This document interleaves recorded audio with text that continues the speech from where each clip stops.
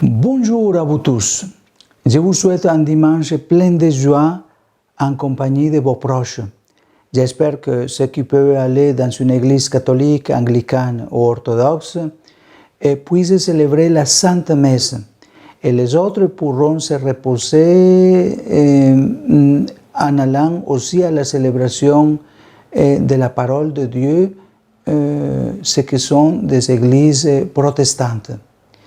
Élevons tous ensemble des prières en demandant le pardon de nos nombreux péchés, en implorant la paix pour nos peuples écrasés par la violence et la guerre, en particulier en Ukraine. Comme pilule, demandons au Saint-Esprit la grâce de toujours pardonner. Le passage évangélique de ce dimanche, pris de Matthieu 18, du verset 21 au 35, nous offre un enseignement sur le pardon qui n'est ni pas le tort subi, mais reconnaît que l'être humain créé à l'image de Dieu est toujours plus grand que le mal qu'il commet. Saint Pierre demande à Jésus, « Seigneur, combien de fois mon frère pourra-t-il pécher contre moi et devrais-je lui pardonner? Irai-je jusqu'à 7 fois? » Il semble à Pierre que ce soit déjà le maximum que de pardonner 7 fois à une même personne. Et peut-être nous semble à nous que c'est déjà beaucoup si nous pardonnons 2 fois. Mais Jésus répond, « Je ne te dis pas jusqu'à 7 fois, mais jusqu'à 77 fois. » Ce qui revient toujours à dire, tu dois toujours pardonner. Et il le confirme en racontant la parabole du roi miséricordieux et le serviteur sans pitié, dans laquelle il montre l'incohérence de celui qui d'abord a été pardonné et se refuse ensuite de pardonner. Le roi de la parabole est un homme généreux qui, pris de compassion, remet une dette très importante, 10 000 talents, immense, à un serviteur qui le supplie. Mais ce même serviteur, dès qu'il rencontre un autre serviteur comme lui, qui lui doit 100 deniers, c'est-à-dire beaucoup moins, se comporte sans pitié, en le faisant jeter en prison. Le comportement incohérent de ces serviteurs, c'est aussi le nôtre lorsque nous refusons le pardon à nos frères. Alors que le roi de la parabole est l'image de Dieu qui nous aime d'un amour si riche en miséricorde, qu'il nous accueille, nous aime et nous pardonne sans cesse.